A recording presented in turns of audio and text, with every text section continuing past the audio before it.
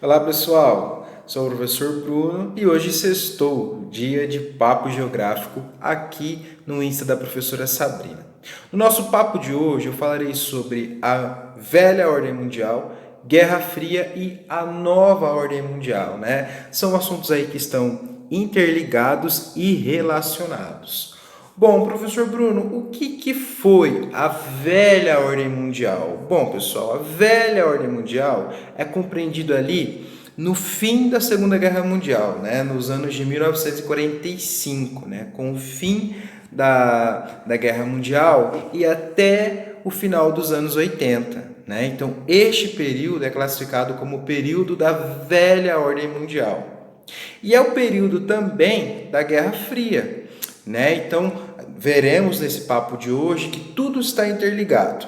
Bom, mas voltando para a velha ordem mundial, por que velha ordem mundial? Ora, ordem mundial, estou falando de classificação das nações, classificações de territórios, né? Nós tínhamos uma classificação de territórios, de nações, na qual se tinha, né, três grandes blocos de países, né, em uma classificação econômica. Nós tínhamos lá os países de primeiro mundo, os países de segundo mundo e os países de terceiro mundo. Mas, professor, o que diferenciava um país ser de primeiro mundo, o outro de segundo, o outro de terceiro? Bom, aí que está a questão da Guerra Fria. Dos anos de 45, entre os anos de 45 e o final dos anos 80, nós estávamos passando por um conflito mundial, né? A Guerra Fria, e o mundo ele era bipolar. Então coloque aí na sua cabeça, velha ordem mundial, o mundo bipolarizado. Né? A gente sabe que o grande cerne da Guerra Fria foi a disputa ideológica do socialismo versus capitalismo, né? A União Soviética com o socialismo e os Estados Unidos com o capitalismo. E isso se deu também no fim da Segunda Guerra Mundial, porque na Segunda Guerra Mundial, Estados Unidos e União Soviética eram aliados, venceram, se tornaram grandes potências mundiais e aí eles começaram a ser rivais. E é aí junto também que nasce a Guerra Fria, né, que é essa disputa ideológica entre as duas potências, né, a expansão das ideologias capitalistas e socialistas. Então nós tínhamos na velha ordem mundial um mundo bipolarizado entre a ideologia do socialismo e do capitalismo. Entendido? Então, através dessa bipolarização, nós tínhamos as classificações dos países. Porque, querendo ou não, os outros países eram obrigados, né, entre aspas, a escolher um dos lados das duas potências mundiais naquele período.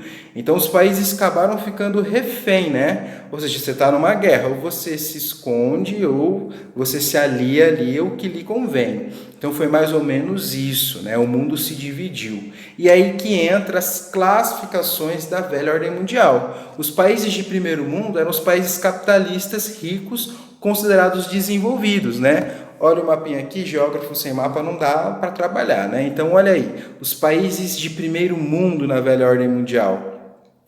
Estados Unidos, os países da Europa Ocidental, ou seja, Portugal, Espanha, França, Inglaterra. Depois nós temos a Oceania, Austrália, Nova Zelândia, Japão.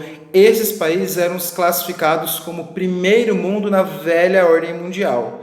Né? Depois analise aí no mapinha comigo, nós temos os países de segundo mundo. Quais foram, professor? Os países de segundo mundo eram os países socialistas, União Soviética como uma potência socialista, depois a China, né? E a Europa Oriental. Então esses países, essas nações, elas eram consideradas países de segundo mundo.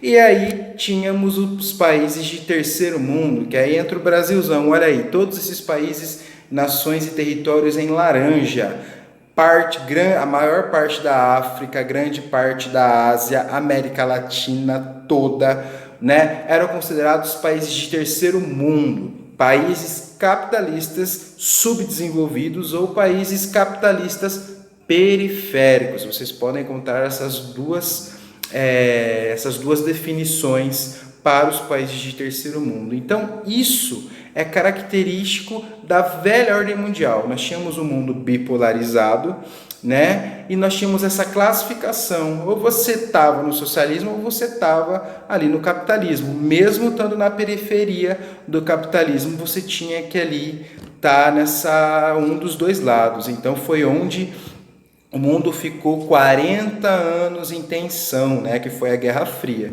Lembrando que Guerra Fria foi fria somente para os Estados Unidos e a União Soviética. Neste período de tensão mundial, houve guerras regionais, como a Guerra da Coreia, que teve intervenção tanto dos Estados Unidos quanto da União Soviética, né, nessa Guerra da Coreia, e foi uma guerra bem sangrenta, como, né, a gente tinha lá na Primeira e Segunda Guerra Mundial, fuzis, etc., matando as pessoas, muita gente inocente morrendo. E também, aqui ó, a fotinha, vou pôr para vocês, essa foto ficou bem famosa, da Guerra do Vietnã, né? Que os Estados Unidos também é uma das, vamos dizer, das vergonhas estadunidenses do período militar mais violento, guerrilheiro. Então, a Guerra do Vietnã foi uma disputa também, uma guerra, né, muito injusta, na qual matou muita gente. Essa foto aí que está aparecendo para vocês é muito famosa, dessa menina correndo na Guerra do Vietnã, fugindo do conflito, né? E essas guerrilhas e guerras regionais, elas tinham conexão com tudo que estava acontecendo no mundo nesse período, né? E principalmente essa bipolarização. Então foi uma guerra fria ali para os Estados Unidos e para a União Soviética, porém para o Vietnã e para a Coreia não foi tão fria assim, né? Teve bastante conflito. Porém, depois de tudo isso, depois da corrida espacial, que a gente sabe que ocorreu na Guerra Fria, né, os Estados Unidos e a União Soviética competindo quem tinha a bomba mais potente, quem chegava na Lua primeiro, quem lançou o primeiro satélite, a gente teve uma reconfiguração, né? Porque a gente teve o término da Guerra Fria, a gente tem um fim simbólico ali da queda do Muro de Berlim, mas eu gosto de falar que o fim da guerra é quando um levanta a bandeirinha branca, né? Então a gente tem o fim lá simbólico da Guerra Fria com a queda do Muro de Berlim, que comoveu todo o mundo, mas eu costumo dizer que foi quando a União Soviética faliu de vez, que foi em 91. Né? Então, em 89 tivemos a queda do Muro de Berlim e em 91 tivemos a falência decretada da União Soviética, onde eles falaram, olha, acabou, a gente não tem mais recursos, não tem como mais guerrear e nem competir, acabou com o nosso sistema, faliu. Então, eu falo que esse é o fim da Guerra Fria. E a partir desse momento a gente teve uma outra remodelação, que é esse mapinha que eu estou mostrando para vocês, a nova ordem mundial. O mundo já não era mais bipolar, mas sim multipolar. Então a nova ordem mundial é caracterizada por essa multipolarização, ou seja, as potências mundiais elas conseguiram expandir os seus negócios, né, expandir a sua economia, e aí ficou muito marcada como essas áreas de influência. Então o mundo não era mais bipolarizado, agora o mundo era multipolarizado. Os outros países que possuíam maior poder aquisitivo puderam expandir no território mundial as suas empresas, as suas marcas, né? E isso também marcou a intensificação do processo de globalização. Lembrando que o processo de globalização ele nasce junto com o capitalismo lá nas grandes navegações, né? Mas porém nesse período aí de 91, 90 ele se intensifica, né? Pós a Guerra Fria, e aí a gente tem tudo essa nova ordem mundial, ou seja, o mundo não era mais bipolar e agora o mundo é multipolar. Beleza? É um assunto muito bacana, mas infelizmente a gente tem pouco tempo aí, mas eu acredito que deu para dar uma resumida muito legal em todo esse assunto. Grande abraço e eu espero vocês na próxima sexta para o nosso encontro aqui no Papo Geográfico. Falou, até mais!